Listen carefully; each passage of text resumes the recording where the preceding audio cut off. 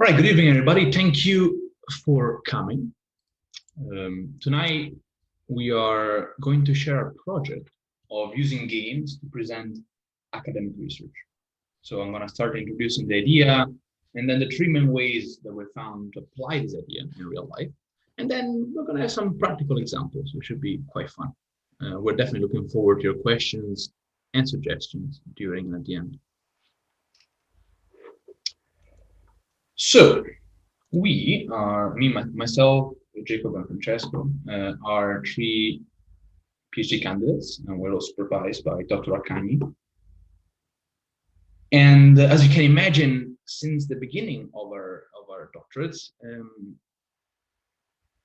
we have shared his interest in tabletop games, and with this vague idea of maybe turning our research into a tabletop game or a role-playing game of some kind based on it.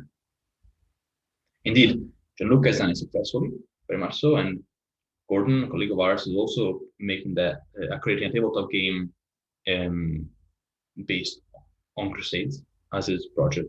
So something that we saw successful and we were quite interested in it.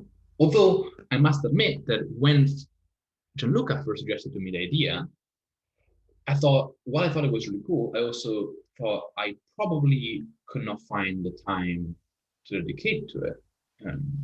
Because in my mind, I was foreseeing thousands of manuscripts to read for my research, lots of words to write, secondary literature to engage with, lots of seminars to participate in.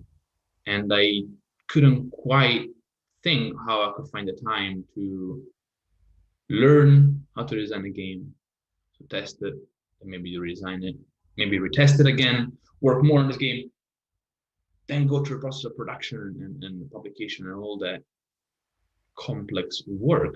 I was quite afraid of it. Even though I knew it would be an amazing way to engage an audience in different ways and of different sizes, I did not believe that I myself would have enough time to do it. Nonetheless, the idea was very exciting, so we kept it in the back of our minds. And then around September this year, Francesco, Jacob, and myself, we shifted goals a little bit. We started to think of creating a method to allow all kind of PhD students, all who might be probably as busy as we were, maybe researchers without any experience in games. We wanted to give them a method to create something, to create a game based on the research, even though they might not have time to really make a big time commitment to it. So where this idea, this proposition, what if you could take your research and then make a game out of it that maybe lasts for 20 minutes, and you could bring that to presentation like this one, wherever you're in. I gave my brother this pitch, right? This idea, what do you think? He said, this idea is brilliant, great idea, but I don't believe you can do it. Its research is just too specific. You cannot possibly, find a method that fits all researchers, even because I use an example to explain my own. It's like, yeah, you see, I had to explain your whole research before I got the game. And I said, well, that's a good point. But actually, we have spent quite a few months looking through 60 different doctoral projects from our cohort in the Scottish Graduate School for Arts and Humanities. These projects all from quite a wide variety of disciplines. And we could come up with three general categories of games which fitted all these different projects. And these three methods are, we're going to explore now, a custom design game, a role-playing game, and a matchmaking game. So let me give you the idea of a custom design. This game we found fits well all those researches that focus on a creative method or focus on the structure of something. It has the aim of communicating to your audience why your method went where it went, but also it can make your audience experience the process of creation, of creating what you created. And finally, it could demonstrate why certain structures worked and others did not. And I'm going to give you two quick examples of what this could look like. So let's take a random example here. You're studying the structure of crusades. And maybe you are thinking, you have explored all the different, this is a simplistic example, of course, you have all the different elements that made some of these crusades less of a failure than others, for example. Now you want your audience to have an understanding of all these different factors and how each different element might have had a larger or smaller impact in the outcome. So how do you go about doing this? Well, I would suggest you divide the various aspects of crusades, let's say powers participating, the money available, what kind of shapes, the technology. You can make these aspects as complicated as you want, of course. It can be from 3 or 4 to 15, as you wish. Then you divide your audience in small groups and set up a couple of rules, ideally quite simple ones. For example, each group has a limited amount of points to spend on each element, and they need to make choices really on where to spend their points on to create their own crusade, to custom design their own crusade, one might say. What are you doing there? You are creating an environment where each team needs to make choices and almost become a leader there of a possible crusade. And after 20 minutes, each team will have made some choices, and then you can come back together as a group and discuss them. Maybe you as the expert can suggest the possible outcomes of each crusade. And this game also gives an opportunity to audience to come in and maybe give suggestions on where your elements might be corrected or expanded or discussed. So there's also the element of audience interaction. So we're doing here, you explain the structure of something through this custom design game. But we found amongst the project we looked at that those researchers who focused on an artistic project really fitted well in this game. Let me give you an example. I took Shakespearean plays, something I have no experience with.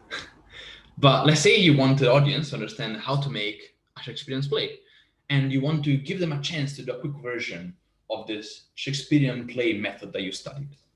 So what do you do? Same process as before. You divide this Shakespearean play in its different elements, and you give them to the audience. Elements like the main characters, the kind of plot, the location of the play. And then you give your players, your participants, a set of choices they can make for each category. Then what do they do? Well, they mix together the different choices for each category. Let's say for plot, they can say, okay, can choose, okay, I want a son that avenges the father, a daughter that betrayed the father. And they choose which one, and they put together with the location, with the characters. And then in 10-15 minutes, they come out with their own Shakespearean play based on basically the method you researched. Possibly you can also ask them to perform display, and if they're willing, if it's the right place to do so. So what do? You create an experience that teaches the audience the common structural themes of Shakespearean plays, but also give them a chance to make this method their own and use it in their own book, either in their research or indeed for fun. And this could work well with plays, yes, but also if you're studying dances, choreography, or paintings, or the creation of music scores, or possibly pottery, any of these artistic projects, you can use the custom design to give the audience a chance to participate in your method. Thank you, Giuseppe. So we call the second category Road to Success. This category makes use of basic RPG mechanics to illustrate researches which involve change over time.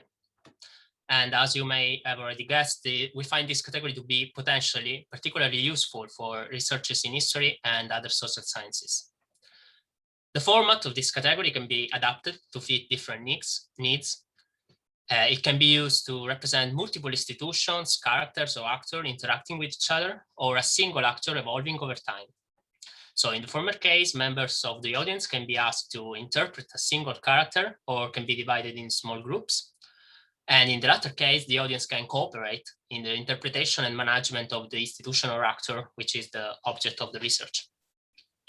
These mechanics offer the audience the possibility to make choices, which can give different outcomes from reality and deal with challenges. And this gives the researchers the unique opportunity to have the audience enter their world and truly experience their research. And particularly for historians, this can lead to alternative history and therefore to understand the unpredictability of history and also to highlight the key turning points, which is a helpful exercise for both the player and the researcher. So Road to Success allows audience and researcher to consider complex problems in a simulated environment as a testbed for different options that are based on real human interactions and reactions. Participants are able to think creatively about ways to tackle issues, gain perspective on the consequences of their decisions. And all these can be integrated by an introduction or a conclusion from the researcher to better explain the game and the research itself.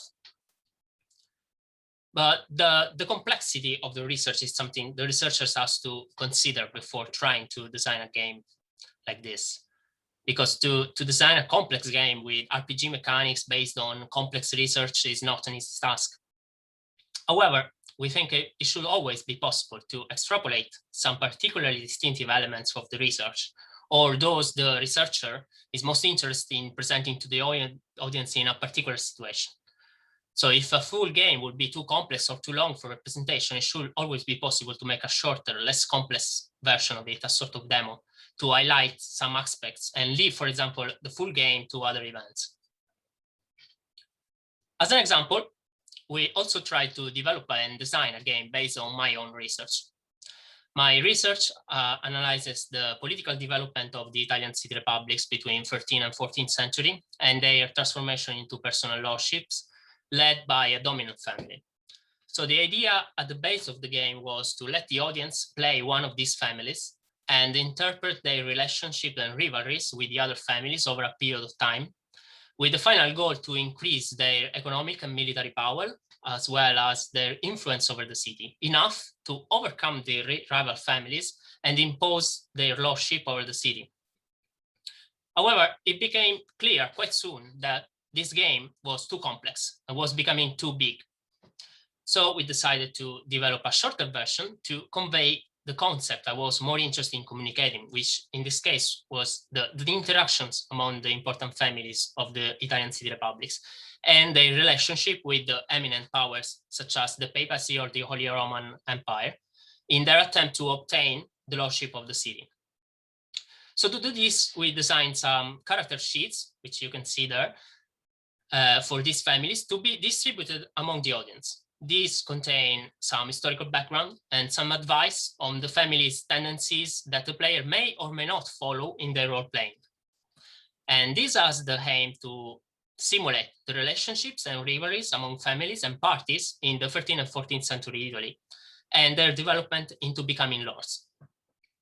So this shorter version of the game can take 1 or 2 turns. Each turn is divided into 2 phases. So in the first phase, following the information in the character sheets, the audience members are encouraged to interact and build alliances to increase their economic and military power points. They can also interact with the eminent powers, which are interpreted by the researcher, who acts as a game master, to increase their power and obtain other bonuses. In the second phase, there is the resolution of the decisions taken during the first phase. And the players can decide to move battle against their rivals, to exile them, and they can be supported by other families or other cities in doing so. And the researcher can also add random events like a crusade or a plague that can happen suddenly and have an impact on the gameplay and on the relationship among families and on the relationships between the families and the eminent powers. For example, the Pope calls a crusade and all the players have to make a decision about whether or not join the crusades. And this has an impact on the relationship between them and the papacy. So at the end of this 1 or 2 turns, the researcher can explain the consequences of the players' decisions and give them a possible outcome based on the context of the game, which may be different from the real historical events, but it is useful for the audience to understand the context and the political dynamics of the Italian cities between 13th and 14th century. But besides this, we also continued to develop the larger version of the game, which lasts around 2 hours and can be used in specific contexts, different obviously from an academic presentation. And in this version, there can be many more turns and therefore many more random events, for which we use cards drawn by the player each turn, and dice rolls are also used to resolve battles and to simulate eminent powers' reactions. And the final goal is for each family to exile the rival families from their city and establish a lordship, and then to keep the power until the end of the game, while the exiles can try to regain control of the city with the help of their own allies. Thank you, Francesco. So the third category we called the matchmaking game. And we believe this is a simple yet effective way to demonstrate a methodology and allow the audience to gain some insight into your thought processes whilst conducting your research. The process itself is simple.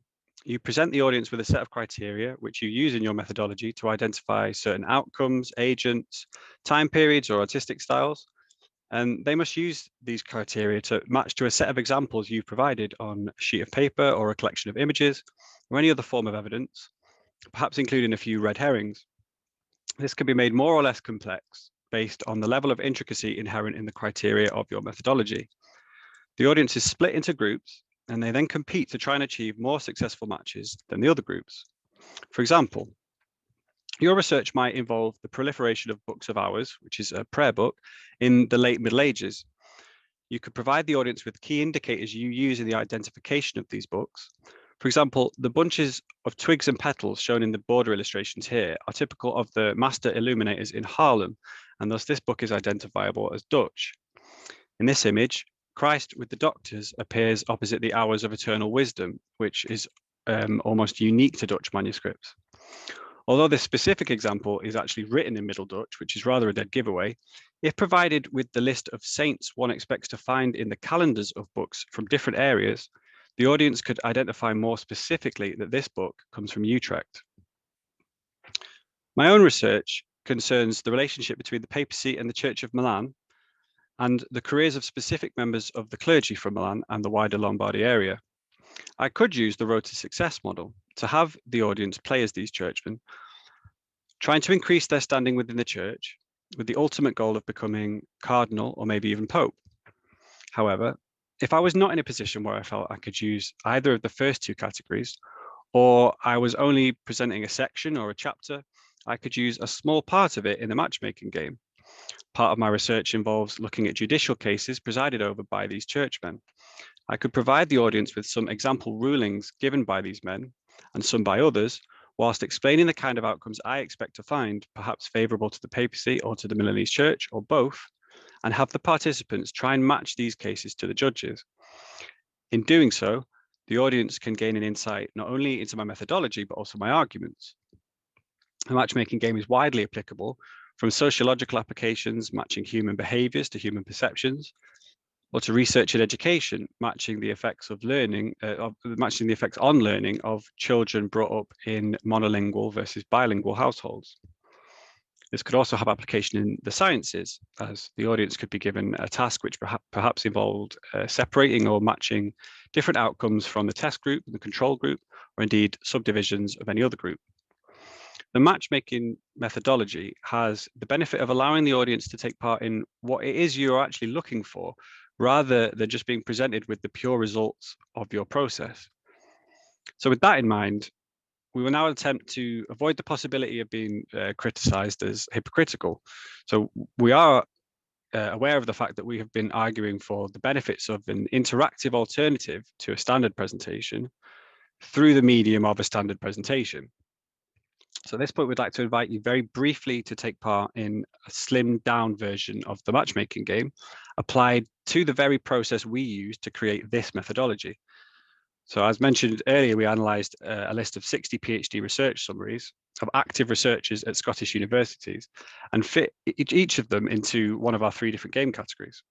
So we will provide you with 6 examples, 5 imagined and 1 borrowed, with consent, which you must match to those same game categories.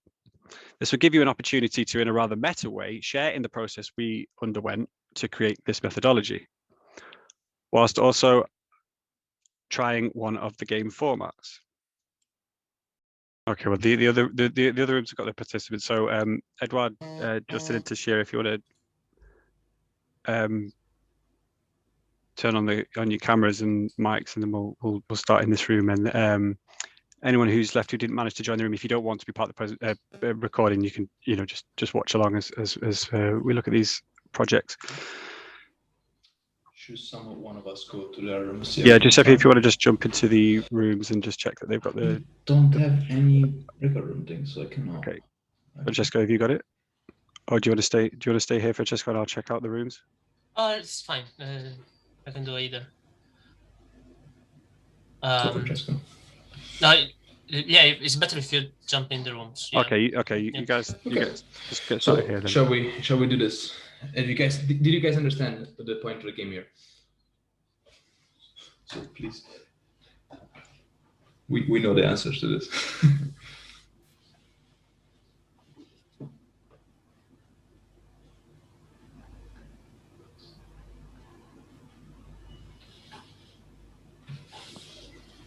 I mean, you're basically asking us to sort of look at the different projects and decide which project would fit which game design best, right? Yeah, indeed. Or if you've come up with something that you think is better than what we came up with as well, then you can definitely create a new game type. Feel free to discuss among yourself. I mean, the first one sounds like Road to Success to me. It is, shows the wider effect. That means there are repercussions. That means like, hey, like you've reached a point. This is kind of like a postmortem kind of thing. Anyway, so to me, it's like, okay, how did we get to this point? What are the effects? That sounds to me like it's Road to Success.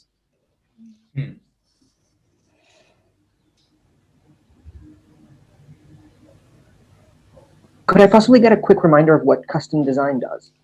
Yes, of course. Custom design is basically you studying a structure or something, and you divide it in the smaller elements, and then you basically need to put together the elements to make your own version of whatever.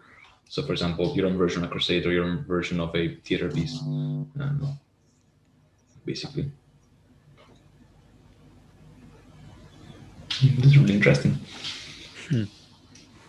That means it wasn't Road to Success. Well, then. honestly, no. As Jacob said, no, we didn't think of a Crusader, yeah, actually, we're right, but they can really fit multiple ones quite easily. So there is no right or wrong answer. Yeah.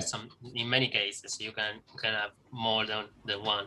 It all depends on how you focus on the research, what focus you want to take in a particular situation. But yeah, there are some things that we think work better than others, but definitely there's room for more. I mean, I think that kind of as you guys said in the presentation, Road to Success really marries well with sort of more like, as you said, historically oriented research projects. And so, I mean, I'd say the Fidel Castro one also fits that model well, just because I can really see it kind of, it can be like really captivating, I think, for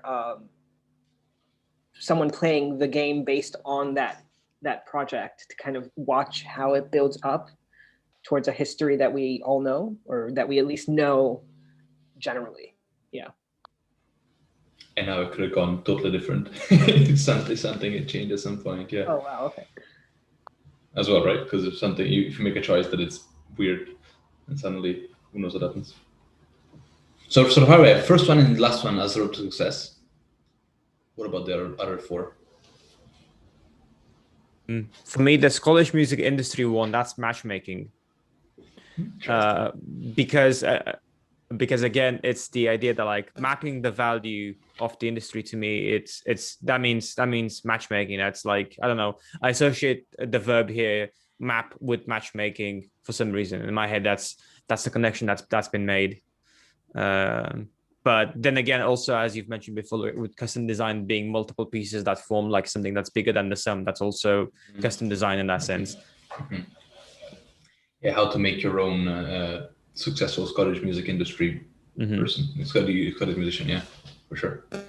Everything good, Jacob, in the rooms? Is everything working fine? Yeah, all the rooms are going ahead fine. So they're down to number 4 in Gianluca's room, I think.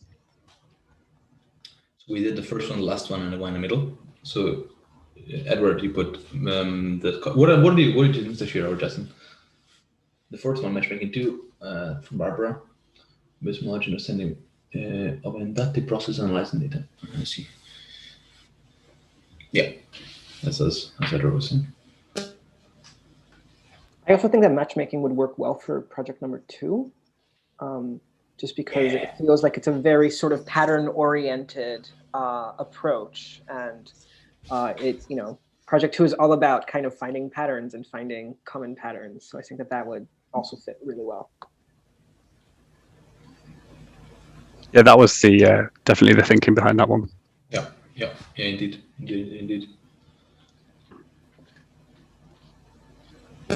What about the museums and galleries? Mm-hmm. Oh, yeah. So for that one, I'm kind of torn, because I think that all 3 might work really well for it in different aspects. Because custom design I was thinking custom design, yeah. Yeah. Do you want to go ahead this year, because I've been talking a lot? No, go for it. Just because I feel that like custom design can really highlight how like different elements come into play when, especially when organizing exhibits and working just in the heritage sector.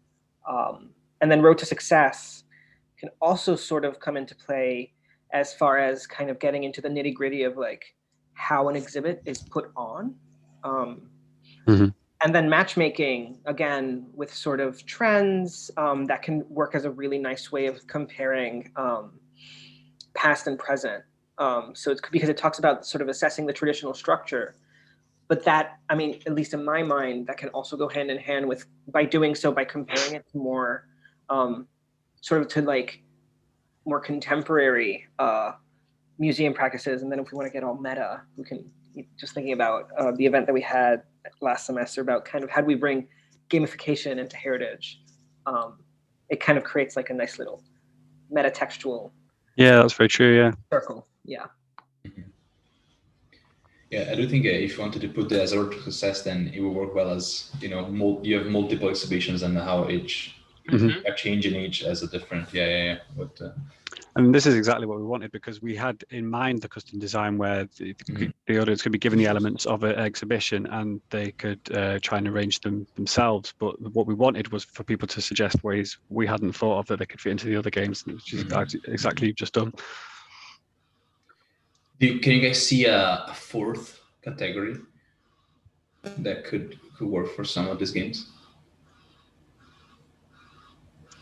I hope not. We hope you can't. But yeah, exactly. I mean, the one that for me at least stands out a bit as, I don't want to say like uncategorizable, but the English 17th, the sort of the practical archaeology one, the English 17th century wood sculpting one. Because I mean, it might be the wording that's unclear. Sure. Is it like analyzing sort of the way in which today the 17th century wood sculpting has been brought back, or is it we're just applying 17th century methods to a sculpture? Yeah, so we'd met a number of people who had been doing that kind of thing where they were creating an actual project in the style of something that had pre-existed. So we had in mind with this one, perhaps maybe the matchmaking, where they could be, they could match images of things that have been created using the old method or using the old tools, and something that had perhaps been created with, more modern machinery or more modern techniques. Maybe doing the comparison and then matching it. Exactly, yeah.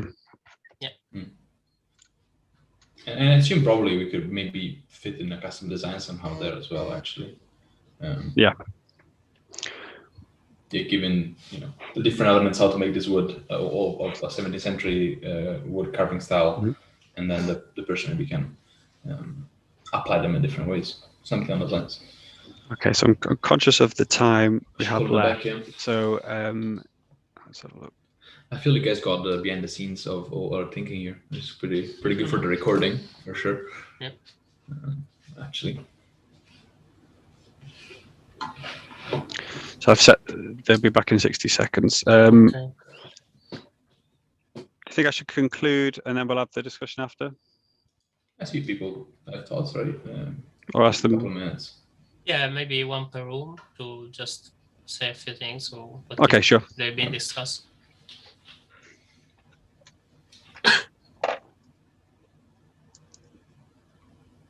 I stick on the category page for the presentation. Pretty good. I think So sorry? while we discuss with the people from the rooms, yes, it's good to have the Yeah, projects. keep them on the screen. Yeah. Yeah.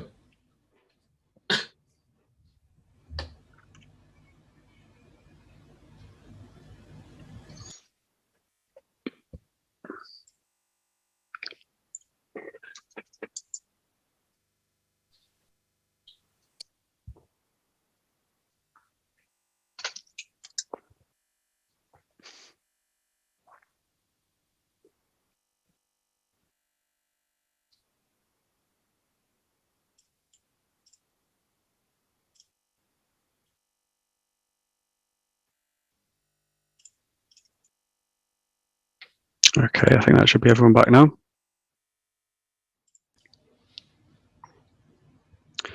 So yeah, we just wanted to get an idea of if anyone has any thoughts how that went.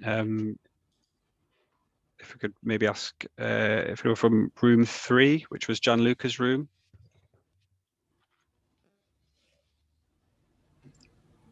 Hello? Hello? Yeah, sorry, I think we broke up. I couldn't hear you. We're just asking how they went. And Yeah, so we're what asking, yeah, Yes. so Gianluca, your room, if you were to go first, you know, how did that go? Do you have any thoughts or questions? Yes, we were thinking that we assigned a lot of custom design, didn't we? If you want, I can read you the list. Sure, yeah. Okay, for the first one, the US election, I think we went for custom design. Does it make sense? Yes, definitely. So you could design using the elements and design your own election campaign. Second one, it was a matchmaking one. Yeah, definitely. Okay. You look like a quiz. How many points for each right question? Third one, custom design again. Okay, that might be less, not what you were thinking of. And then the following one, road to success. Okay. Yeah. So far only one wrong. And then we had the road to success again. No. And there is no right or wrong answer. Yeah, I think it's they could definitely fit multiple ones, so that's fine. Okay. But it was... And the last one was again. Sorry. I think I wrote road to success, but my memory, I might have written it wrong. I thought it was more custom design. I don't know. Let me check with my. Is you design your own revolution? Yeah. I mean, I think the idea I also wanted to emphasize here that could fit multiple games, right? Depending on what focus you want to put on research. Like the museum one is a good example of. It could very well be a road to success if you have like multiple exhibitions over time and you change, and then you see want to demonstrate how changing leads to different results, or designing your own exhibition as a single event. Then it's the more custom design situation. Same with the revolution, really. It's like events leading up to it, or different elements come together. And the we agree with most of them. It's the similar thinking we had. So. It also was emphasized kind of the matchmaking game could be used for smaller parts of the project. So, for example, the first one, the US election, perhaps there could be comparisons of statements made by candidates via social media versus ones that were made pre-social media. It doesn't mention it here, but the Scottish music industry project compares with the Swedish music industry, and case studies could be given to give a comparison of the different difficulties faced in both the industries. But the idea of you participating is to kind of show that what you've just done is, in a brief way, the exact method that we used to go through in slightly more detailed the representations of research than this, and then try and fit them into categories. So it's the same kind of thought process that we've shared it, and that was really what we were looking for. So that's good.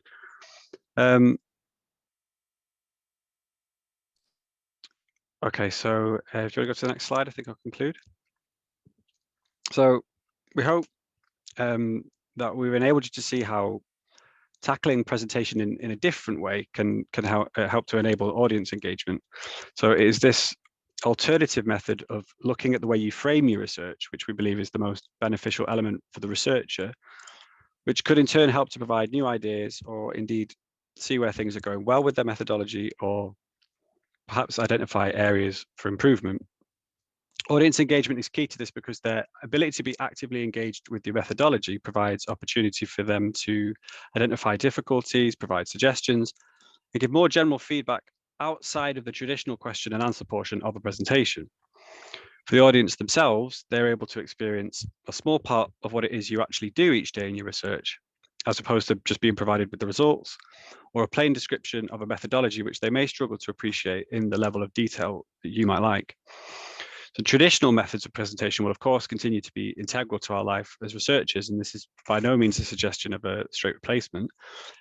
In fact, it may be that this method is most effective when used in tandem with a normal presentation to help the audience understand in more detail what they have just been told or what they're about to hear. We also see great potential when it comes to public engagement and also engagement within education of lower age groups, as games have been shown to be an effective medium in both these areas. There's no question that some research projects are more difficult than others to present in game format. But after having used the projects of our entire cohort in our research of this method, we're confident that almost all projects contain at least some part of a whole which can be fitted into one of these three categories. And indeed, some can utilize more than one. In essence, what we're proposing is a different way of looking at presenting, which in turn we believe should enable a different way of thinking about your research, be this from the point of view of an audience or you yourself. And thus far, we've assessed projects in the arts and humanities, but related methods have also been applied in science. For example, Dr. Jana Wendler's health data science game from Playfuel. And if you follow this link, there is a blog post describing that game and how it was successful. I'd like to thank you for listening and welcome any questions and, of course, suggestions. And you can type those in the chat, or if you want to raise a hand, you can speak your question as well. Wanted to thank you, Jacob, for speaking to Alan. That made a good point that maybe would work better if you put a reminder of each type before the exercise. Mm-hmm. Thank you for that example of this technique and work. We found quite a clear flow on making sure. And I think the whole time we were researching the method, we had in mind in-person presentations, which is the kind of the way we kind of visualized it. So it may well be that they work much better in that way, and that may well be why we've ended up missing something like this in the slide because of the functionality of Zoom. Alan, you have your hand up. You want to speak? Yeah, I think this was great. I think it was a really interesting technique. I've seen something similar to this. I remember at Conference of Wargamers, we had a talk from a guy who was an expert on Macedonian urban warfare. This is like ancient Macedonian urban warfare. He'd done a lot of research in this, and so he did a presentation. And then he asked us to split into groups and design our own game or game idea in groups in 45 minutes, which was a very interesting idea, and it gave us a really good way of looking at the things that he had brought out as being important by trying to design a game to reflect that, and that was a really good technique. Mind you, I think we were a group of mainly war game designers, so it kind of we were used to the idea of designing games, but it was a really nice idea of how to get people engaged in the topic in a different, with a different perspective. So I like this. It's good. Yeah, you raise a very good point there. The audience is important. If you're a team of historians, it's a lot easier to suggest the game of Francesco works very well if everybody kind of knows what's happening already. Not necessarily, but it helps. Well, that is the kind of assumption that people would, the general audience of someone attending your talk would be someone with a kind of background or at least an interest in the thing you are presenting. And this would enable those people who have knowledge, subject knowledge, to be able to give you suggestions.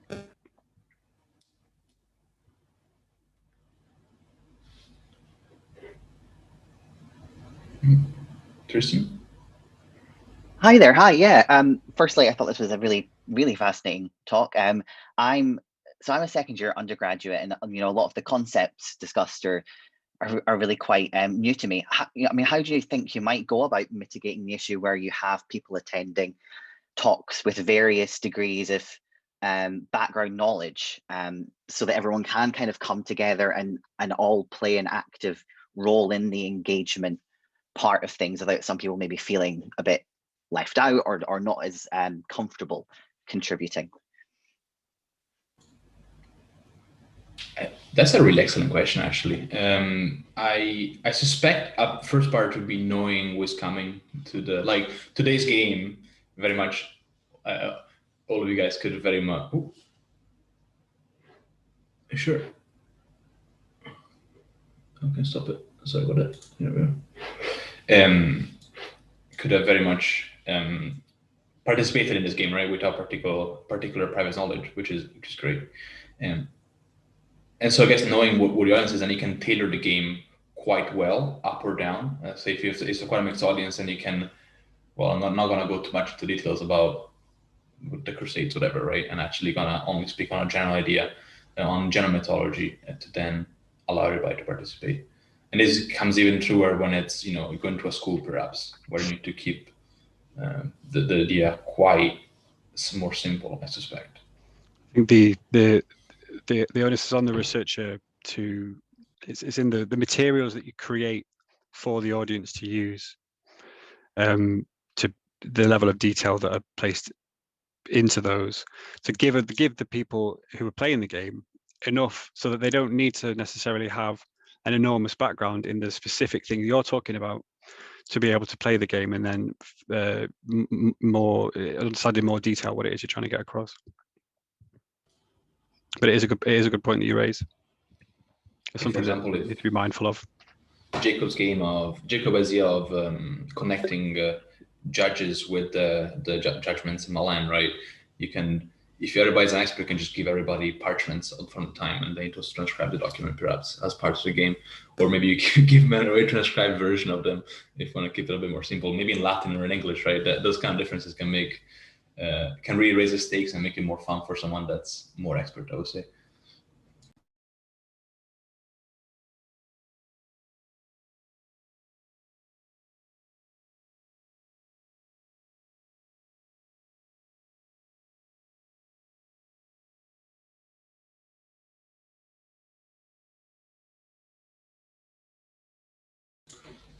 Alan asks, how would we assess the success of this method?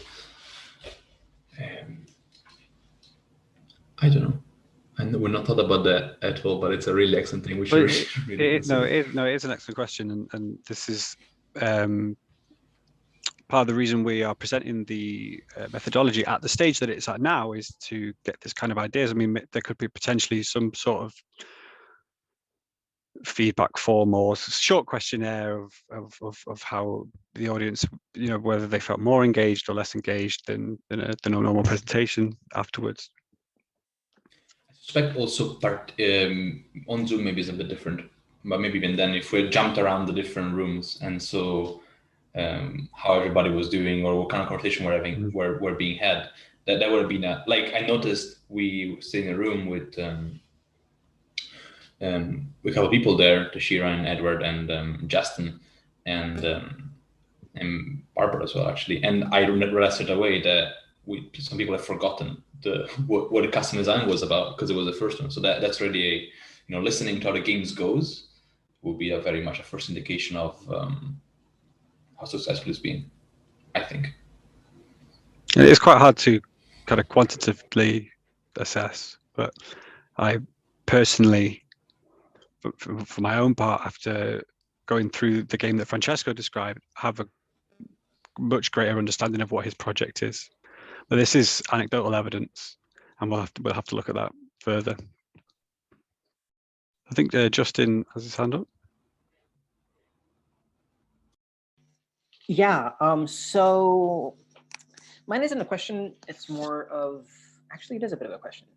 Something that I've noticed as we were even in our discussion is that I feel that because you asked kind of jokingly while we were sort of wrapping up, if any of you, if any of us had thought of, a fourth method. And something that I find really interesting is that all three, because I love all three of the sort of, let's call them game modes. But what I do think, and what I think is really their strength, is the fact that all three can be applied to the same project. And all three sort of bring out really interesting aspects of the same project, and that kind of and that sort of can really give a bit of a 360 point of view about a specific project. I think that all three of them actually they work really well on their own, but I think that they work even better if they're sort of combined into a single approach. Yeah, because I think that all three of them bring because then you can sort of view it as individual sort of units, and then you can view it as a bit of a timeline, and then you can view it as something that exists within a pattern or patterns. Yeah.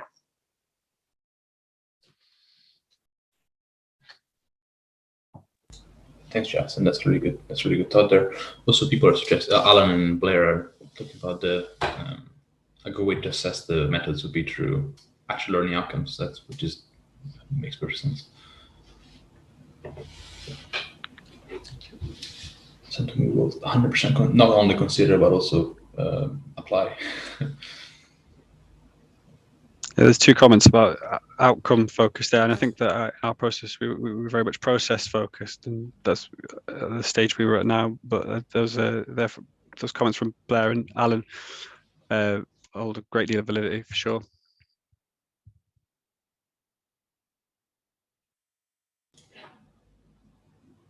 Graham, thanks for the book. I'm gonna Success Professional War Games.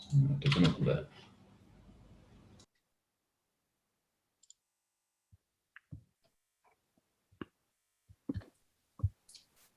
Okay, just wait to see if there's any more questions. If there's Robert, do you have a question?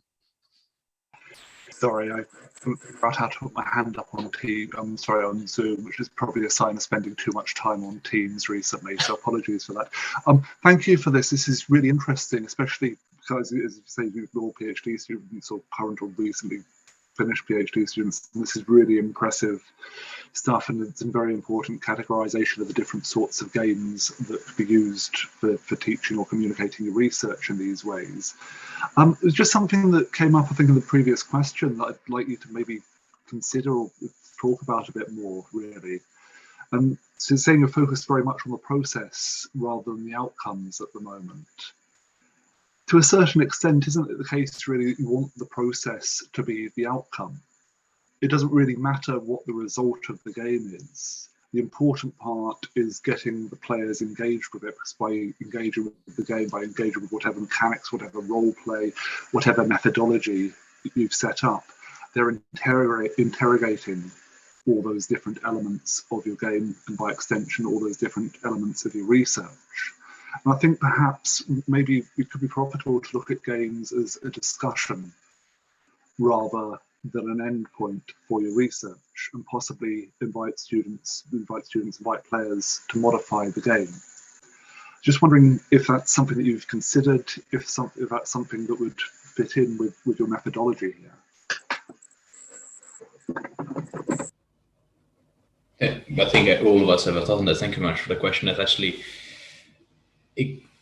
hits very much home of one of our main ideas of this game, which is indeed to bring it to a workshop of academics and not use it as a teaching method, but indeed to challenge our own researchers, right? As you say, because our hope would be that we come up with a set of, let's say, for a custom design, a set of structures, and then the person comes back and says, well, this doesn't actually work, or doesn't actually make sense. And then we can really learn from that, or with, especially Francesco's thought of alternative history, right? What would happen if, and then hopefully opening up research questions for investigation in our own doctorate or academic work. And so that was probably the starting point of our game, of this idea altogether, to have a academic encounter where we can challenge our own ideas there. Yeah. So in those circumstances, then you're right. A successful outcome will be for the researchers to come back with ideas that find faults in our system, right? Like today's game, where like, well, why do you not tell us? Why do you not remind us what each game was about? We've all forgot by the time we got there. Thank you very much. I suppose just a brief add-on to that, which is completely unrelated.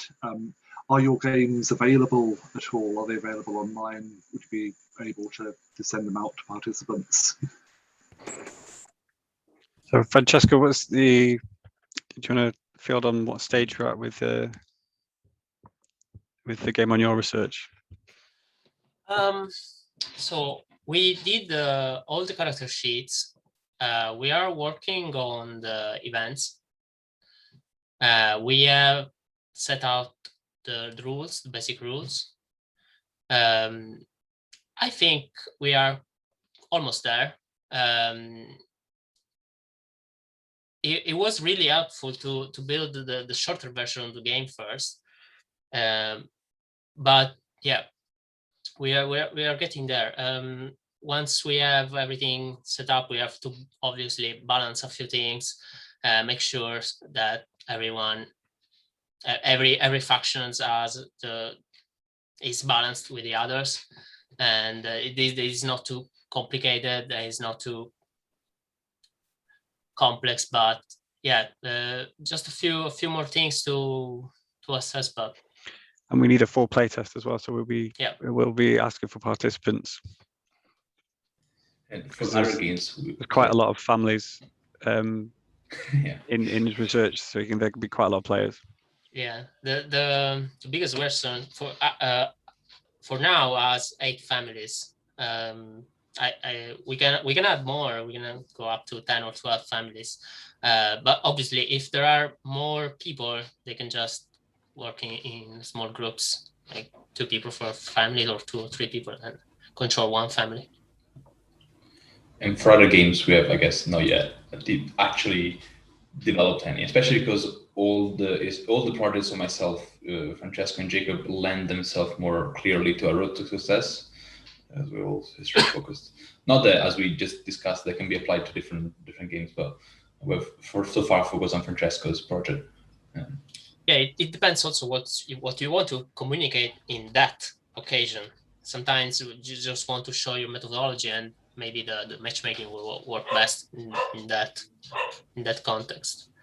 The road to success is great, I think, for my research, because it explains over the long period the development, and so as it's more related to the research, to the whole research.